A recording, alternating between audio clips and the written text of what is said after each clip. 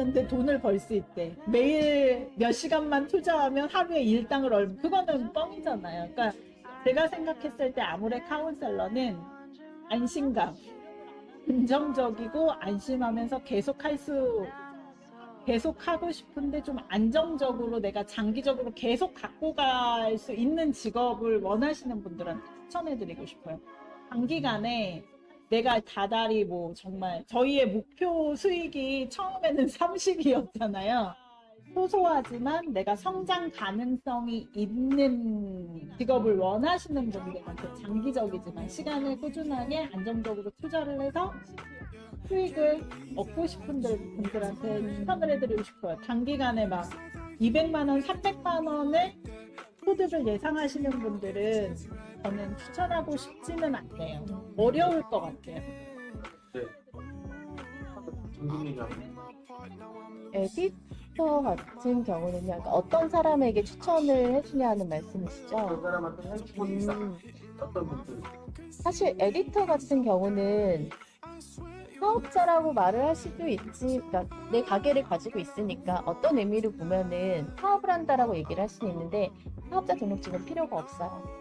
정말 가볍게 시작을 하셔도 되는 일이기 때문에 내가 뭐 다른 본업을 가지고 있으시다던가 또 다른 사업자를 내기는 정말 너무 좀 힘든 상황이다. 굳이 그렇게까지 하면서까지 하고 싶지는 않다. 하지만 화장품도 너무 마음에 괜찮고 관심이 있고 그리고 아모레 카운셀러라는 직업도 굉장히 재미있어 보이고 즐거워 보이고 굉장히 이 일을 하면은 뭔가 내 삶의 활력이 될 것 같고 또 소득도 같이 따라올 수도 있잖아요. 그래서 이렇게 본업을 가지고 있으신 분들 중에 좀 카운셀러에 관심이 있으시거나 아니면은 화장품을 정말 좀 내가 한번 판매를 해보고 싶다. 그러니까 내가 만든 브랜드는 아니지만 어쨌든 아모레 퍼시픽에 정당한 우리가 거래라고 계약을 통해서 이루어지는 관계잖아요. 그래서 그런 아모레 퍼시픽의 제품들을 판매를 하고 싶다라고 하는 분들께는 사실 에디터를 권해드리고 싶어요.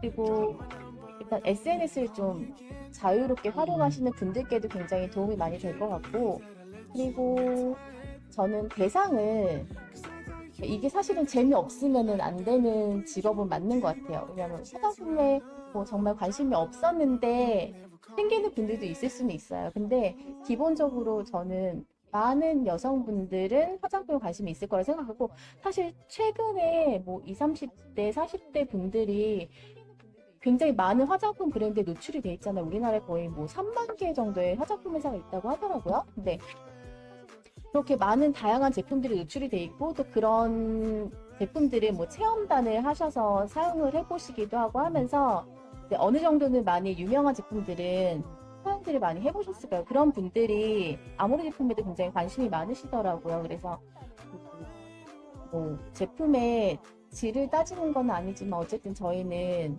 독자적인 연구소가 있는 정말 유일한 화장품 회사잖아요. 그래서 그런 좋은 회사의 제품들을 정당하게 내가 먼저 사용을 해보고 또 거기에 대한 커미션을 받기도 하니까 그래서 그런 제품을 사용해보고 싶으신 분들께도 에디터를 한번 해보시면 어떨까 하고 권해드리고 싶습니다. 그다음에 아니 OEM, ODM이 아니라 네. 진짜 그 외주로 OEM, ODM은 간판만 걸고 화장품 브랜드만 걸고 그런 회사들도 참 많거든요. 지금 말씀하셨죠. 그런 게 아니라 진짜 우리만의 독자적인 기술을 가지고 있는 그런 화장품 회사도 우리 아모레밖에 없고 맞아요. 유일하니까 아무래도 그런 면에서 고객들이 좀 더 신뢰하고 찾지 않나라는 생각도 드는데요. 제르님이 생각하는 그러면 아모레 카운셀러 그리고 아모레 에디터의 장점은 뭐예요? 일단 지금 생각했을 때 가장 큰 장점이라고 하면 시간이나 공간에 대한 제약이 없다는 거.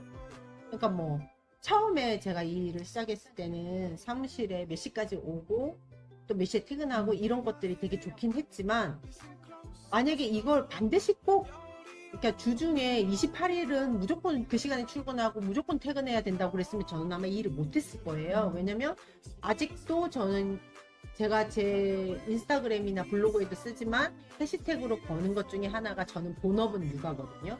그 본업은 육아라고 이야기를 해요. 왜냐면 이 일이 저한테도 중요한 거긴 하지만 이 일만큼이나 저는 저의 아이도 소중하기 때문에 만약에 둘 중에 하나 어느 쪽에 더 무게를 두겠냐고 이야기를 하면 저는 육아라고밖에 말할 수 없을 것 같아요. 그래서 이 아이에게 엄마가 필요한 순간에는 언제든지 갈 수 있다는 게 이 일의 가장 큰 장점인 것 같아요. 그리고 그렇게 제가 갔을 때도 이 사무실에 계시는 모든 분들은 다 이해를 해주시는 분위기이고 당연히 가야지라고 이야기해주는 그 분위기가 너무 좋고 그렇기 때문에 아이와 상관이 없는 시간들은 제가 온전히 또 여기에 또 마음을 놓을 수가 있는 것 같아요. 여기다가 마음을 실어서 일을 할 수 있는 거라서 어떻게 보면 시간적으로나 공간적으로나 9 to 5 딱 정해진 거 없이 할 수 있는 게 장점이고 또 근데 이게 또 하나의 단점이 될 수도 있거든요. 여기에 너무 자율성에 그냥 막 맡겨도 버리면 이거는 일이 아닌 게 돼버리기 때문에 시간이 지나면서 그거에 기준을 맞추는 게 되게 중요한 것 같다는 생각도 들어요. 하지만 어쨌든지 간에 내가 이거 하나에만 올인할 수 없지만 그럼에도 불구하고 난 내일을 갖고 싶은 사람들, 소위 말하는 엔잡을 하고 싶은 사람들한테는 가장 최적화된 직업이 아닐까라는 생각이 들고 그다음에 저는 이 일을 하면 안 되는 사람이 딱 한 사람이 있다고 생각하거든요. 진짜 안 되는 사람. 네. 그건 아주 특이한 독특한 네, 사실. 이 일을 하면 안 될 것 같은 사람. 네. 단기간에 많은 돈을 벌고 싶다는 사람. 제외하고는 누구든지 이 일을 해도 될 것 같다는 생각이 들어요. 저도 항상 제가 사람들한테 면담하고 음. 상담하고 할 때 항상 마지막 부분에 뒤에 일을 택하거든요. 음.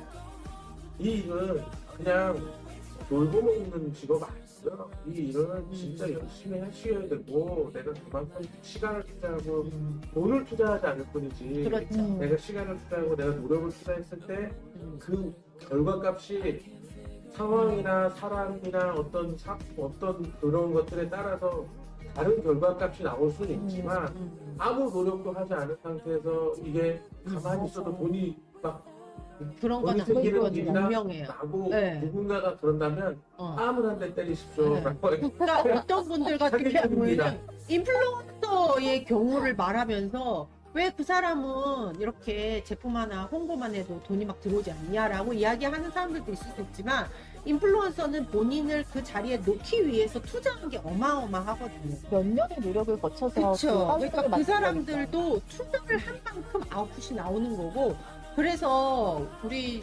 종종 그 듣고 나는 하석태님 그 유튜브에서도 그분은 이거를 생산 공정에 비유를 하시더라고요. 영업을 생산 공정에 비유를 하셔서 이건 분명히 이거를 비율에 맞춰서 집어넣으면 이러한 아웃풋이 나오는 생산 공정과 똑같은 일이다라고 말씀을 하셨던 게 전 되게 인상적이었거든요. 그러니까 근데 이제 그거는 시간이 조금 필요한 일인데 어떤 분들은 이렇게 단기적으로 갑자기 내가 막 되게 경제적으로 결실해서 이걸 막 갑자기 하면은 내가 돈이 될 것 같다라고 생각하시는 분들은 이 일을 하면 안 될 것 같고 그런 분들을 제외하고 내가 열심히 어느 정도의 시간을 두고 열심히 투자를 할 의향은 있는데 그랬는데 이 직업이 나를 배신하지 않을까요? 라는 생각은 할 필요가 없다는 거죠.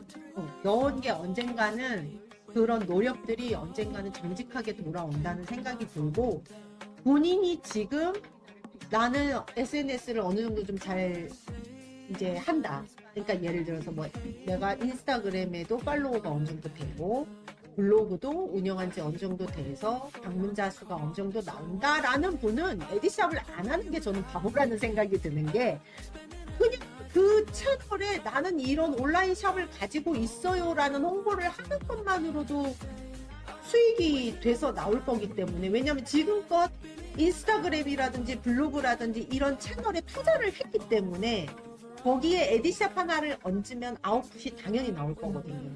그러니까는 내가 지금 현재 SNS나 뭐 이런 거에 활동을 어느 정도 하신다는 분은 당연히 에디샵을 하시는 게 맞는 방법이고 그건 뭐 누가 사기를 치는 것도 아니고 이거는 대한민국에서 뭐 가장 큰 뷰티 대기업인 아모레퍼시픽이 다 보증하는 거니까 누구한테 사기당해서 뛸까봐 걱정 안 해도 되는 부분이고 그 다음에 이제 아모레 카운셀러라는 일은 에디샵을 통해서 뭐 배울 수도 있겠지만 이걸 하다 보면 아 이걸 아무래 카운셀러를 같이 하면 나한테 더 큰 이익이 오겠구나라는 걸 본인 스스로가 아마 알게 될 것 같아요. 그래서 에디터분들 처음에 그냥 이렇게 발만 하나 담그는 식으로 한번 해볼까라고 에디터를 시작하셨다가 카운셀러로 다시 등록을 하시는 분들의 수가 점차 많아지고 있다고 제가 듣긴 들었거든요. 왜냐면 에디터를 하다 보니 아무래 카운셀러를 하면 더 많은 수익이 나오는구나, 더 많은 걸 또 이렇게 혜택으로 받는구나라는 거를 본인 스스로들이 알게 되니까 누가 시키지 않아도 등록을 하시는 분들이 되게 많은 것 같더라고요.